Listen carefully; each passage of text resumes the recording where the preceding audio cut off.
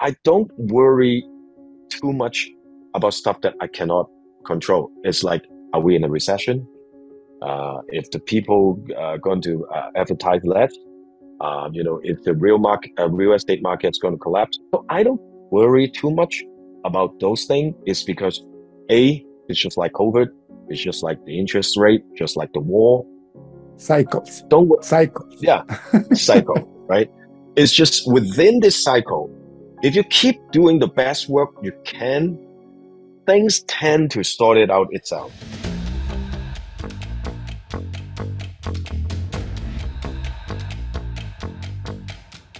Welcome to the Break Free Podcast. I am your host, David Mancela. Today we have with us a great person that has taken the communications industry to a new level, specifically in Toronto. Anson, welcome to the show. Thank you very much, David. I'm really glad to be here, and thank you for having me. Anson, for the guests, can you tell me your full name? Where do you live, and what do you do for a living?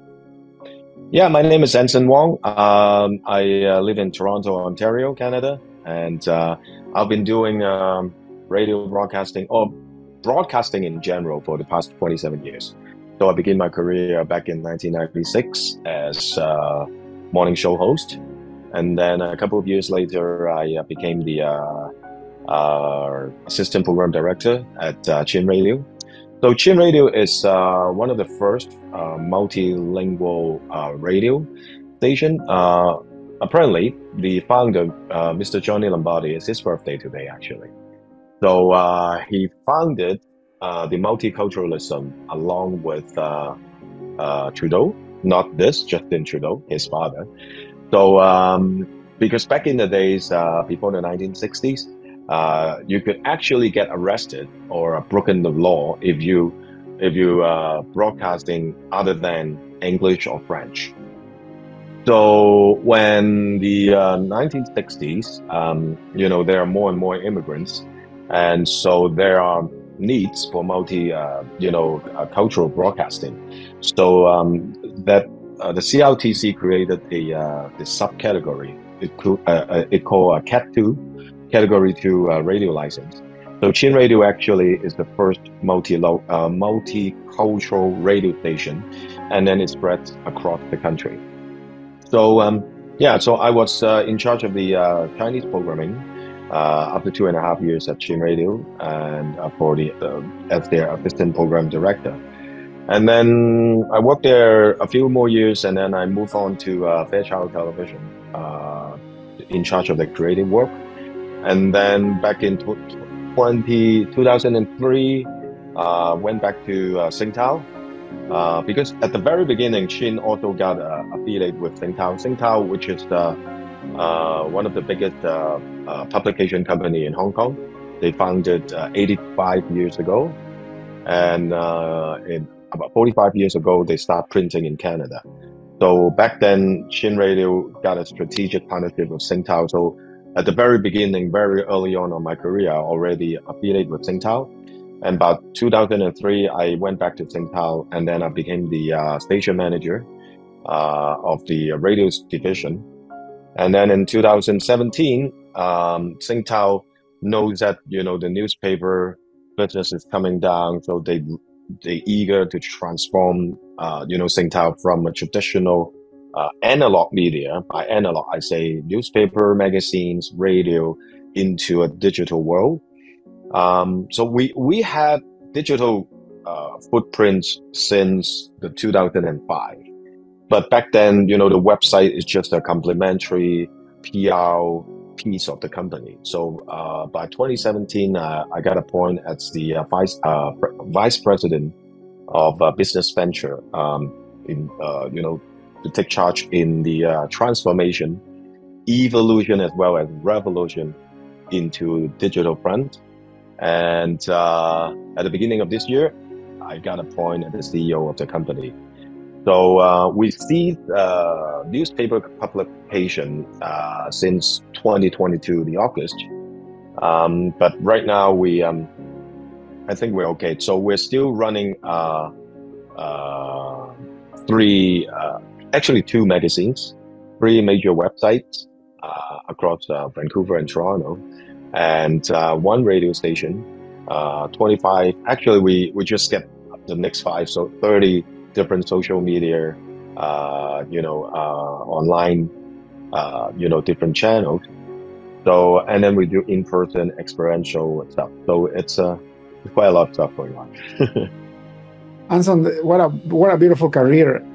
And that's why I told people that you were actually changing the communication industry in Toronto. So for the audience, I know a lot of our listeners are overseas or mostly in the States, actually.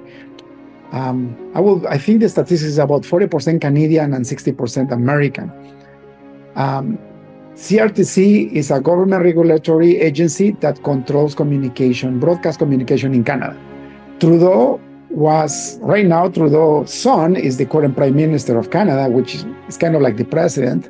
But his father, back in the 60s, was the Prime Minister of Canada too. And I didn't know, Anson, that the founder of the original company had worked with Trudeau to create the multicultural law that allowed people to broadcast in multiple languages. That's incredible. Yeah, because back then the French separatist movement is really strong back then, and the immigrants is not only the primary for immigration in Canada begins in around the World War II, is around 1940-ish. So there are quite a lot of people coming in. The Italians, not only here in Canada, but of course in the States as well. And then this create a lot of frictions. And back then, the Americans, is a melting pot, right? So everybody goes there, and then everybody became American, citizens. But I think back then, the Lombardis, which is Johnny Lombardi, Mr. Johnny Lombardi, so got a vision. He was a veteran at World War II as well, and then he began his career as a grocery store and then a supermarket. And then in Little Italy, Canada, he realized that there are quite a lot of people. It's quite a lot of a community. It's isolated from the mainstream. And then how are you going to convey a lot of community news? Because they don't understand English nor French. So that's why he sees the opportunity that to create by leveraging media, and then the mainstream government, if they have some sort of a message or a policy change, you need to convey to the new immigrants.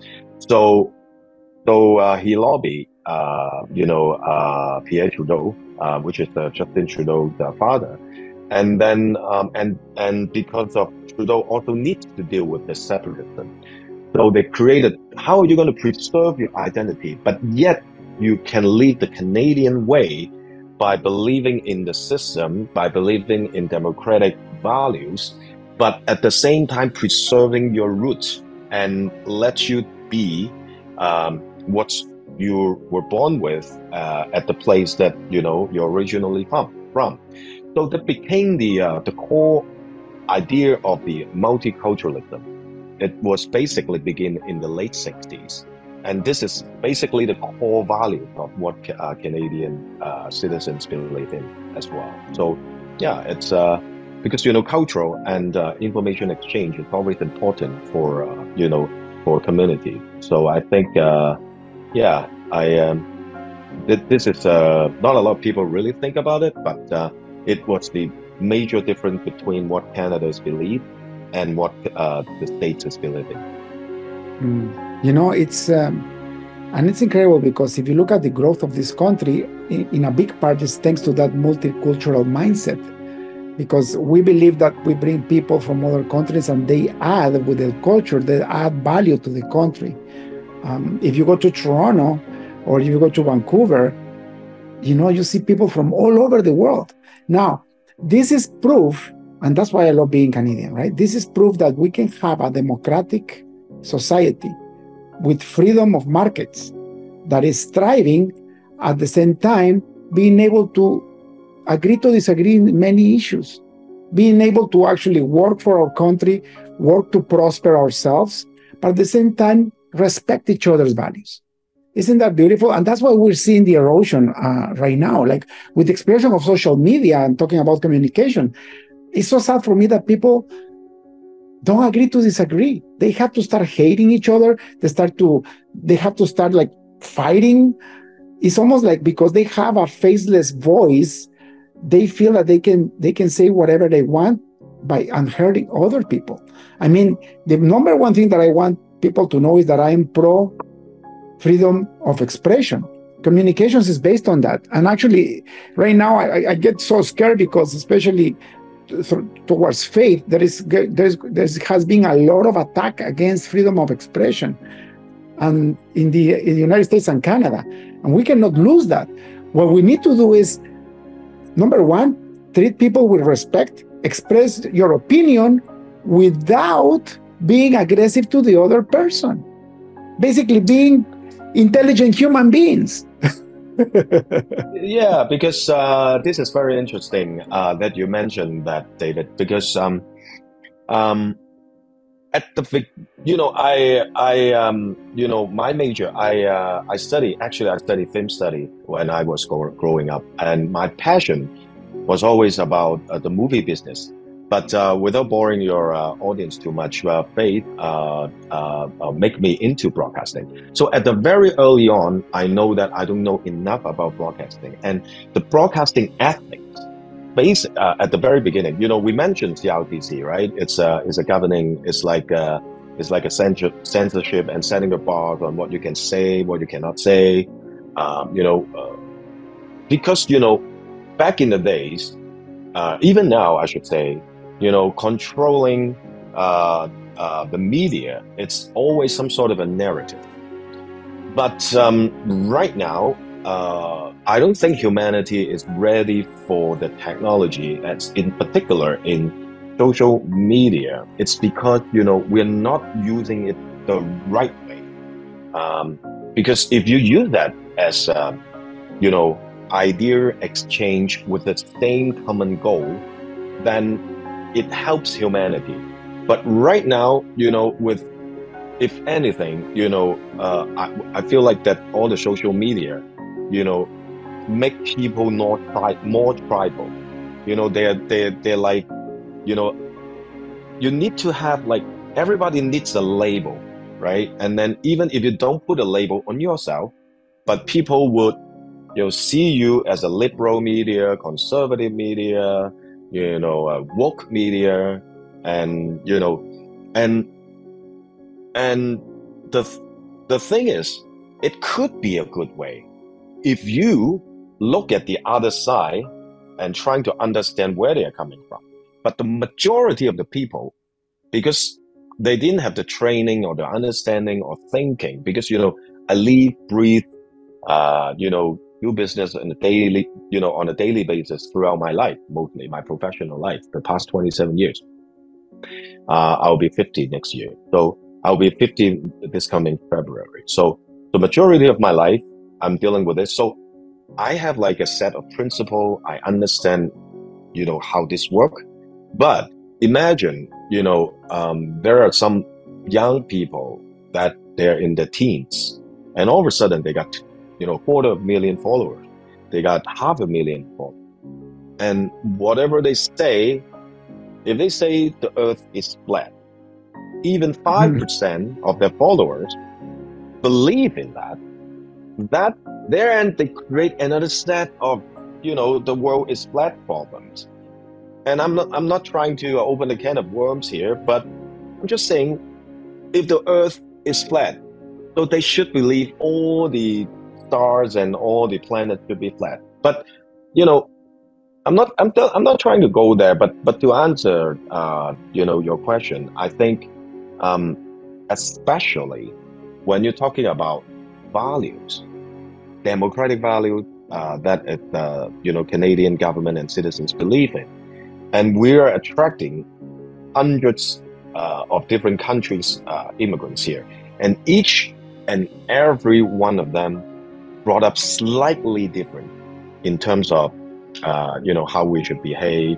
And then there are core difference in terms of religion, political views, and, it's almost everything. So I strongly believe that what we're trying to do here, Sing Tao, is we want to preserve what our heritage is, but at the same time, we really need to bring what Canadians value to the new immigrants or the Chinese Canadian here, and at the same time to make the government and all the policymakers and all the big business understand the unique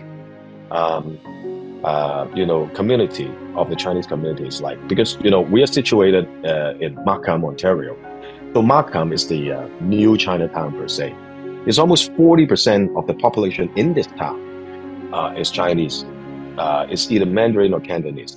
So it's almost half-half, right? So the town is rapidly growing.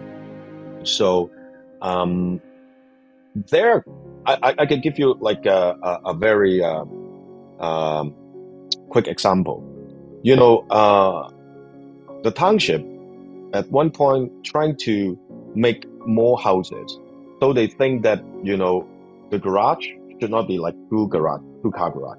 The lot should not be that big. Then they could create more, houses or townhouses. So you can only have one car garage, but a longer driveway. So you could potentially park one car inside the garage and the other one at the back of the car. But the thing is, they don't understand one thing, that Chinese, they always have big family, right? A lot of the people, even when they get married, they will still live with their parents. So the houses that they live in would need maybe 3 or 4 car place, garage space and or the driveway for them. So we need to relate this kind of message to the government, right? It's just because, this community act a little bit different than the mainstream, because for all the mainstream people, when the kids is 21, 22, 23, they already move somewhere else. So it's very important. We feel like that we need the communication, and we are at some media that a communicator is also very important for us. It's beautiful. No, for sure, Anson. One of the things that also I think that has kept this country great is that despite that we come to Canada, I'm an immigrant from Guatemala, so Spanish descent, born Catholic, born again Christian, that's my faith. But when you come to this country, you need to abide by the foundational values of the country too, with respect, right? So if you come to a democratic country, for example, a country that has freedom of markets, don't come and try to change it for a dictatorship, right? Because you didn't move to a country that has a dictatorship system. It has a democratic system. If you wanted to have a dictatorship system, move to another country that has that system. Does that make sense? Yeah, that make a lot of sense. I always tell people that in order to truly understand the democratic system, a lot of people is thinking about picking who is the leader. But it's not about picking who is the leader is the most crucial. It's the power to take down that leader is the most, precious. And that's why we really need to, preserve the democratic system. Sometimes when we vote, we may vote an idiot or a, dictator or someone with bad agenda, right? But the electoral system gives you the chance and the right to get that leader out of the office by voting. That's the most sacred thing we need to protect. And that's the fundamental difference between a dictatorship and democratic system. Yeah, and also the free markets, right? I mean, one of the things that I love about Canada is that you can get to do whatever you want to do. And as long as you are a law-abiding citizen, the government will not mess with you. In fact, they will actually promote for you to make your own business, because then we generate jobs and then they can collect more taxes, which they in turn give back to the community. That's why this is I believe still is one of the most beautiful countries in the world to live.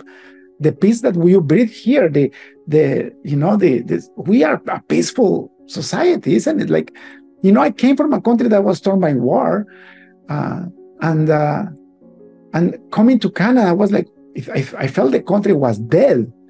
But it's because people were respecting each other and there wasn't any turmoil. And it's still the same way, 31 years later, right? Yeah. But well, there are still adjustment need to be done. Moving from here, the weather, the food, the rule of law. There's quite a lot of adjustment. Especially, one thing that I think is the tax. Taxation for quite a lot of people, if they're coming from a relatively low taxation system, it takes quite a lot of time to get them adjust. But if they live here long enough, the thing is, coming from, I was born in Hong Kong, right? So Hong Kong is a free market, even more free than here, right? Because they got super low taxes. We don't have sales tax over there. And then the income tax, generally speaking, if you're made under $1 million, is somewhere around 12-13%. So, and then there are quite a lot of rebates, and even the property taxes flow over there. So, so when they move here, so they feel like that majority of their hard work goes back to the government, and that takes time to adjust. But once you get the adjustment, normally in about 6 to 7 years, then you would really fall in love with this country.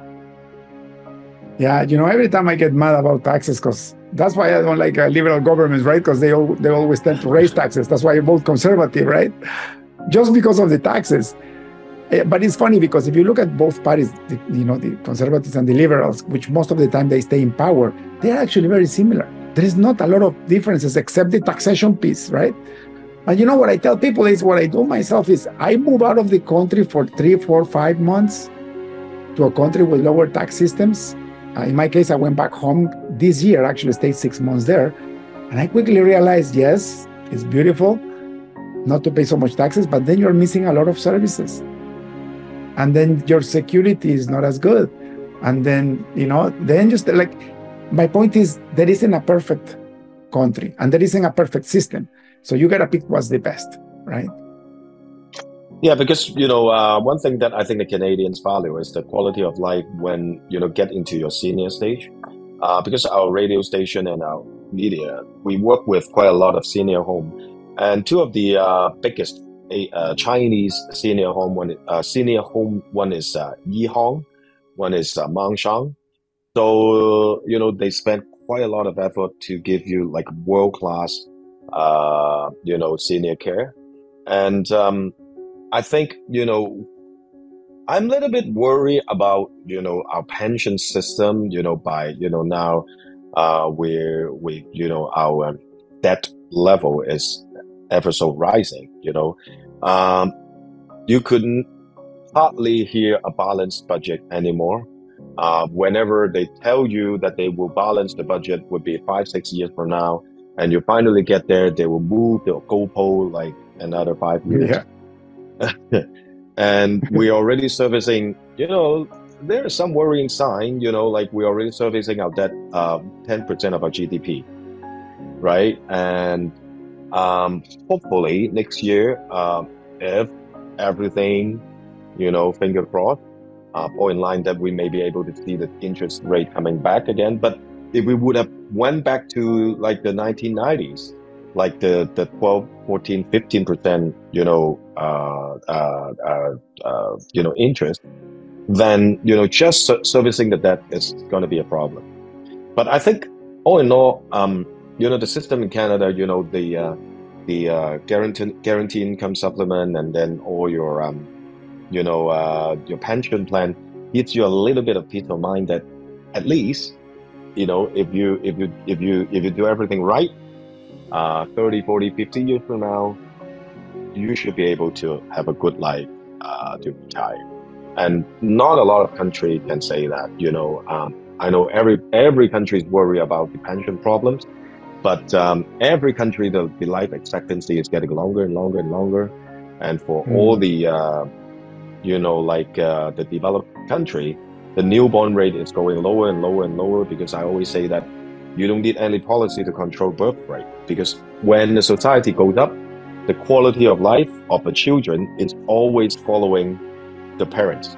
So if the parents is driving a BMW and using an iPhone 15, the kids would at least drive some sort of like a Volkswagen or some European cars, and at least they may be using an iPhone 13 or whatever, right?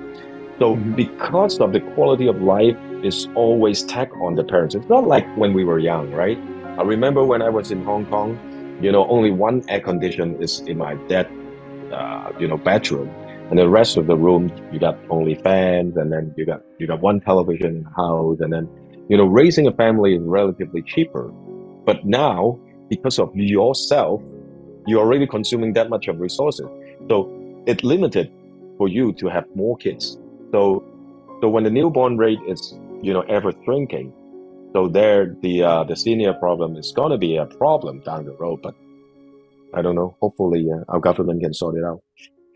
Well, if you look at the immigration policy in Canada, that's how they are fixing it, right? Like they want to bring 500,000 new immigrants a year. Now, if you think about that, it actually makes sense. And what you said that we don't need birth control, of course we don't. That's part of our free will. We were born on God's image, and we were given free will at birth. When you allow governments to take over your free will, you start getting into problems. That's why I love the free markets. What you just mentioned is exactly how the free market works, right?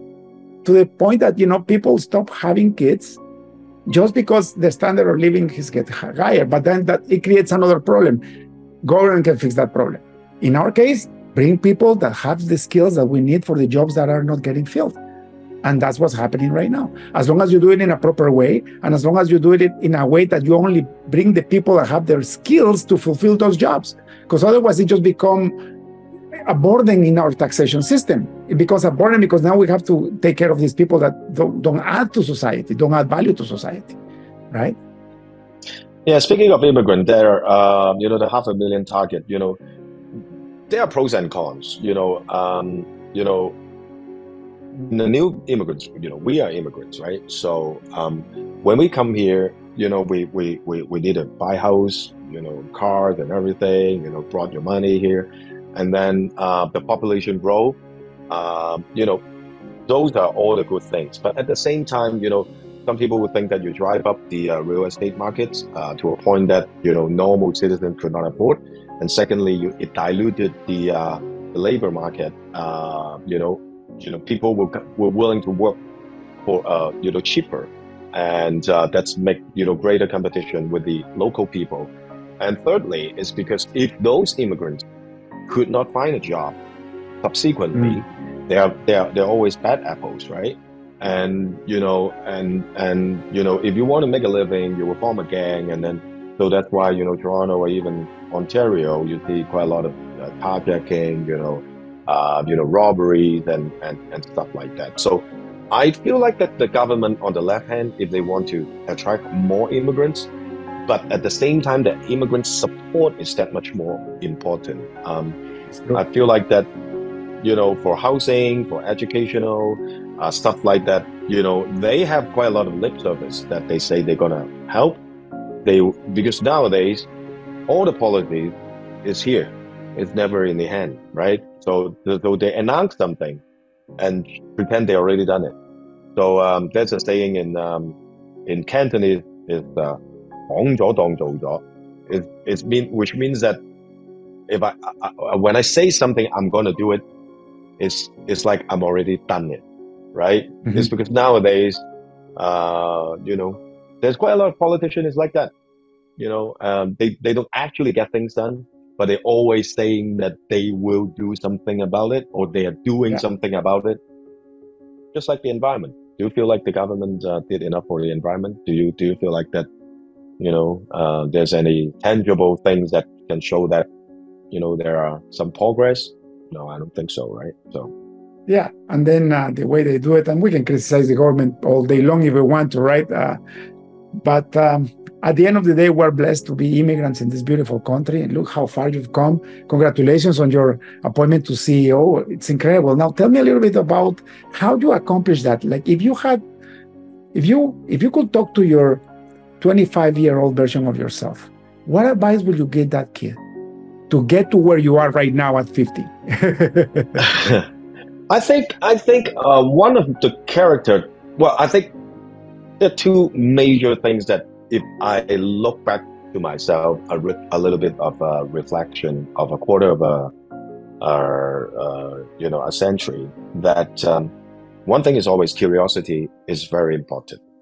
I feel like that when at the very beginning, when I first became a radio announcer, I made like really tiny amount of money. I remember it was like maybe $600 or $1,000 a month. So it's not enough for me to treat it as a full-time job. So in a radio control room environment, there was always the radio operator and then the announcer, right? So I only do 2 hours of the radio show. So back then I have a clear goal that, okay, if I would have been the studio operator, then I could do the 2-hour show, and then the rest of the 6 hours I could be the radio operator. Then I would get another set of income. Then this could be my full-time job. Because at one point at the very beginning of my career, I worked 3 jobs. My morning show started at 7. So I need to get up about 5:30. Takes me about 20-25 minutes to commute. So I always, because back then, you have to understand there were no internet. Well, the baby internet, 56K considered fast. We used like some sort of like a telex system. It's like, the dot matrix printer, right? So all the Bloomberg or CP is Canadian Press, all the news wire will come in, right? And then so 6 o'clock I get there in the morning, so 7 to 9. So once I done the morning show, I have to move back, and then I was working at a blah shop as the hair chemical stylist. So I'll do like all the perming and the dye, the hair dye and stuff. So I get off work at 7. I'll have a dinner at 8, and I actually worked in the first ever bubble tea shop in Toronto. Right, wow. the first one, the very first one. Yeah. So I was, back then the bubble tea, they almost like do you have any kids? Do they go to like any bubble tea shop? Right. So yeah, they have like a bar shaker, right? So I was the bartender at the bubble tea shop. So I worked 3 hours there. So I get off work at 10, and then normally I go back home is around 11, and then keep repeating. But hard work at the beginning, right? Yeah, but at the same time, because I have a clear goal. The goal is I want to be the operator. Then I want to understand how a studio, control room works, right? So I want to understand, how the console works, what the operator routine is. So one thing led to another. So once I get a hold, I never get to be the operator. But I think I would, when I get off work, I would just sit there and watch how the operator works. I will be asking questions. I went to library and trying to understand what the difference between a microphone from a dynamic to a condenser mic, what a quarter inch, what is channel, what is level, what is volume. I studied that is not directly related to my job per se, because you could argue when you are a radio announcer, what's important to you is, the content of your program, how you're going to engage with your listeners, how you're going to create a better programming. But at the same time, I stay curious. I stay curiosity. I curious. I stay curious on, things that relate to my job, but not directly affect my dailies. And then I study how the radio transmitter works. I try to understand what's how do you transform one thing, transmit, how the AM works, how the FM signals work. How are you going to get the voice from the mic through different transmitter, and then so I study a little bit on the radio frequency and whatnot. And this is just one example, right? So when I go to the television station, I work at Fairchild Television as the creative manager. I was supposed to come up with creative scheme for their singing contest, as well as they were running a Miss Chinese pageant, every year. So I was supposed to come up with all the creative scheme for the pageants and stuff. But at the same time, I would stay curious on, okay, how the camera works, how they do the editing. Because remember, at the very beginning, I was interested in film study, but I know nothing about television. So, and throughout the years, I think the curiosity, I watched quite a lot of stuff that it doesn't directly relate to my work. But, down the road, 15 years ago, when we need to move because we were always broadcasting from Chin Radio's main studio, but we feel like that we want to stick closer to Macau, the Chinese community. So 15 years ago, we decided to build a system here, and then I was in charge to completely from scratch to build a studio. And it was because the 15 years of my curiosity at the very beginning. Then I know exactly how, a negative pressure air condition works. How are you going to build the floor about, two level of flooring to minimize the walking noise, and how you going to situate the glass in a way that, to eradicate most of the echo and stuff like that. So then I never knew that at the very beginning, the curiosity and the goal I tried to be a studio operator would help me 15 years later to actually build a full-blown radio station from scratch. Yeah. So this is one of the things that curiosity. That I think. Stay curious, right? Stay wondering. Stay curious. I wonder how that works. Because I think your curiosity reveals your passion, right? So you quickly saw an interest on this and you were more curious. It's funny because that's how I actually did computer science myself. I was just curious. My father bought a personal computer in the early 80s and he locked it in a room, but he made sure that I knew where the key was because I was a teenager back then. So, and he told me, you are not allowed to use the computer. But he, on purpose, put the key where I could find it. So I had so much curiosity that I got into that computer room and I started learning. And because it was prohibited, now I built a career of computer science. And when my dad was alive about 7 years ago, he told me finally the secret. He said, son, if I would have told you that I wanted you to study computer science because it was going to be the next thing in the world, you would have never liked it.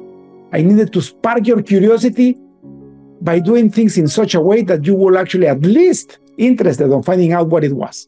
And it worked. Yeah, absolutely. I feel like that, if people are more curious, the world is going to be a better place because, curiosity, gives you a chance to understand what other people is thinking and doing and how stuff works.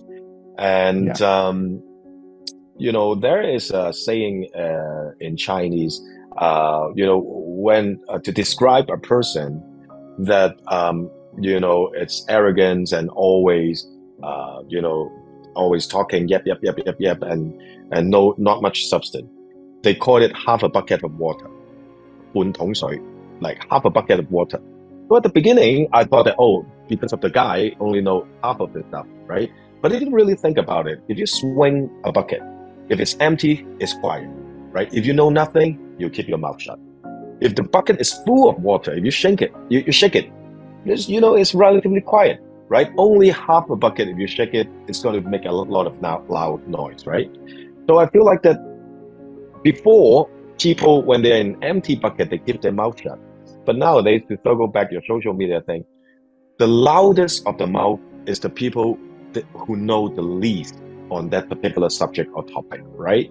So that's what's wrong, right? Don't you think so? One of the social media problem is the people who know the least about something is the loudest, and Yeah. there's not enough of intelligent people which is loud enough, like yourself, on the social media front that give people the right perspective and stuff like that. So I That, hope people will get more curious. It's going to be better for everyone. and you're right, Anson, because I'm talking about the whole social media problem. The problem, people don't having enough curiosity to adopt an ideal and fight for it without knowing what the ideal means. And let me explain. You have the war of Hamas with Israel, right? And then you see on the United States a lot of protest, and these people were having Hamas flags protesting, saying, we are pro-Hamas, and they were LGBT people and ladies dressed, the way we dress in North America, whatever way they wanted to get dressed, without knowing that if they were LGBT in Palestine, if women will actually show themselves the way they show, they will get executed. They will get stoned to death.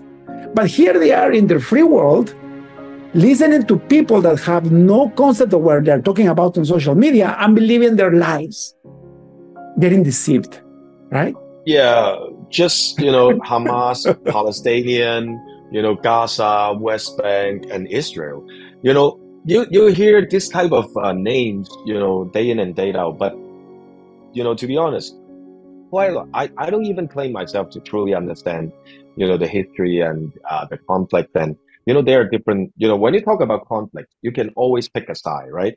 But Yeah. exactly like you said, the people doesn't even know what they are protesting about, and then they will go there and trying to make a statement just because they want to protest something.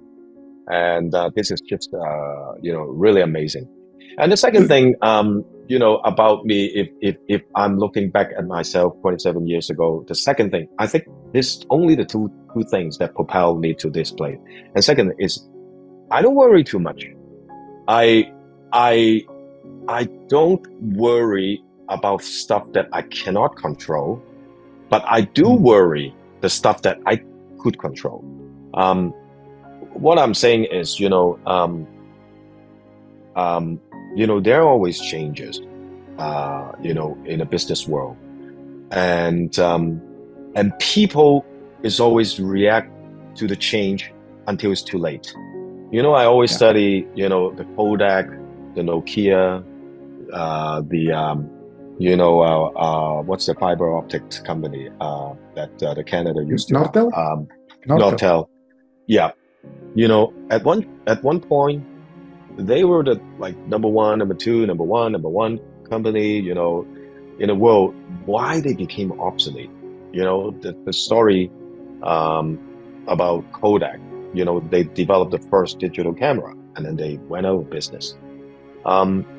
It's because they worrying something that they create something that they want to worry, which is next year budget, which is the next quarter, which is the bottom line for all the board of directors. And because they so worry about the money and the bottom line that they do, so whatever decision that they do is always about the bottom line. It's always about the board of directors and the stockholders. That is not a bad thing, but I think for me, what I'm trying to say is, why don't you worry what you're doing? Is it relevant to the client? Is it relevant to the time? Is it the best work you can do, right? Because newspaper. When I begin my radio career, we were using tape, magnetic tapes. When you do editing, you really have to cut the tape, and then you really have to splice different tape together. And then we moved to the minute disc, digital audio tapes, and then MP3, and then all sort of digital thing, and then from newspaper to social media, and then this is artificial intelligence right now. So people tend to worry quite a lot along the way. You know, what AI is going to do with you, what this going to do with your job, what that going to do with your job. And people tends to worry quite a lot of stuff. But I'm super focused on, you know, I will worry last night that today, if I'm going to do a good job with you on this podcast, or later on tonight that we are running a singing contest. So we're having another established singers to be our coach. I'm worried those stuff, but I don't worry too much about stuff that I cannot control. It's like, are we in a recession? If the people are going to advertise less, if the real estate market is going to collapse, because real estate advertising dollars is quite important for Chinese Canadians, because for quite a lot of real estate advertisers, they always know that Chinese people like to buy real estates, right? So I don't worry too much about those things. It's because it's just like COVID, it's just like the interest rate, just like the war. Cycles. Cycles. Yeah, cycle, right? It's just within this cycle, if you keep doing the best work you can, things tend to sort it out itself. But Beautiful. if you try to react to something that it's not within your control, you're going to lose focus on the daily that you're doing. Then the product that you produce would slightly not as good as yesterday. And it would deviate from last week and then last month, and then whatever made you successful up until this point, it would deteriorate. So I think in terms of my personal growth or the company growth, I always focus the little thing that I can control. And let's not worry about the opportunities, because the naysayer, the negative people, it's everywhere. No matter what you're trying to do, there's always people saying that it's not going to work. Nobody going to listen to you. So I think these two things propel me to where I'm today. Beautiful. Anson, those two things is being so beautiful. It's like golden nuggets to me and the audience. Thank you so much for being in the show. Do you know that 51 minutes have gone by like so fast? And I really want to respect your time, Anson. One last question before we end the podcast. If you had access to a billboard in front of the busiest highway on earth, what would you write on it? Coming from our company or from a humanity? So you choose. You can have two if you want.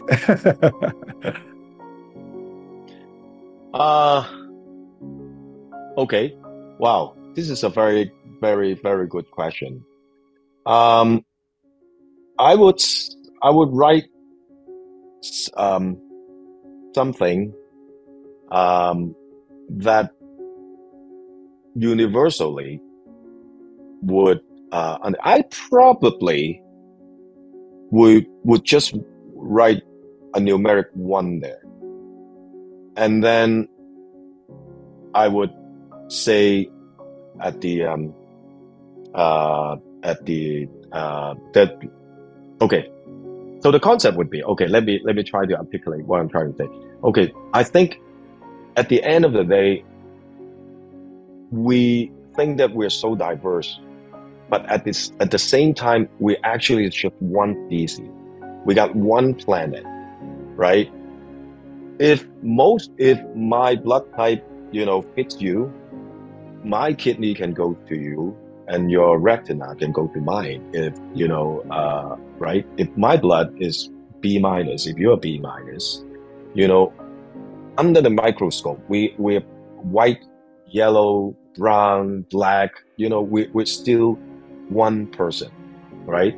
And I think if each and every humankind in the world would understand one, I don't know, I don't claim to know all the language, but I think if you write the numeric 1, it's probably the most universally recognized number, right? So if I would have put a sign up, I would just say, we are one. So I think that this sign can help people reflect somehow that no matter, we fight for, the most stupidest thing right now, your pronouns, the religions, your, are you Wicca or not? You're taking down statue, hundreds of years ago because they support slave. But, then by this, mindset, almost none of the statue, you should blow up, Mount Rushmore, because, the founding fathers, most of them, they have slave or they support the slaves one way or the other, right? But we are not really focusing on one thing that is very important, is we are one species and we only have one earth and you only have one chance. So one chance to live. So probably this will be, I'll try to make it nicer and make it more cute. No, but I can see it. I will put 3 ones. Yeah. We are one human race. We have only one planet, and we only have one chance to live and make a positive impact in people's life. It's actually beautiful, Anson, and thank you for taking your time to make it what it is. Because if people will think that way, we wouldn't have wars. We will respect each other's values. We will try to communicate each other's faith with respect and express ourselves in a way that, I always say, my freedom ends where your freedom starts. And as you have free will, I have free will. And if we respect each other's free will, there will never be conflict in the world, isn't it? Yeah. So I want to leave. Before I go, David, if I may, I just want to add one more dose of that, is optimism. I think always look at the bright side of things. We are so easily to worry and think about stuff negative. But I think, all the greatest, the Churchill or Washington, when they are facing the biggest battle of a country or of everything, they suffer quite a lot of defeat. But you only have to correct one, you only have to win one, and sometimes, everything will change for you. So keep fighting and always be optimistic. And I think you'll be invincible. Invincible. Invincible, yeah. For sure. Anson, thank you so much. Please tell me a little bit more before we close the show about if people would like to advertise or buy ads or being able to participate in your organization. I mean, you came from running 3 entry-level jobs to being the leader of a multi-million people influencing media empire. So how can people actually be in your platform? We are the biggest Chinese media company in Canada.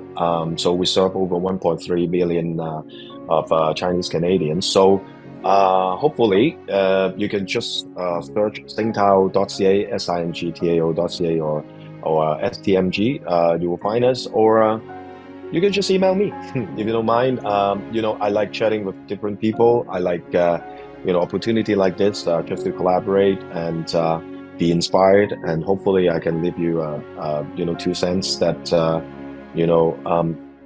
just chat away, because I think we could help not only advertising but community work or growth. We'll be happy to serve anyone who is interested in the Chinese community in Canada. Beautiful. Anson, thank you so much. God bless you and have a beautiful rest of the week. Thank you, David. You have a great one too. Cheers. That's all for today's episode of the Break Free Podcast. Head on over to iTunes and subscribe to the show. Starting your own business can be tough, but it doesn't have to be. Visit davidmansilla.com to pick up a copy of the #1 international best-selling book, Breaking Out of Corporate Jail. Expand what you consider to be possible and reach your full potential. And join us on the next episode.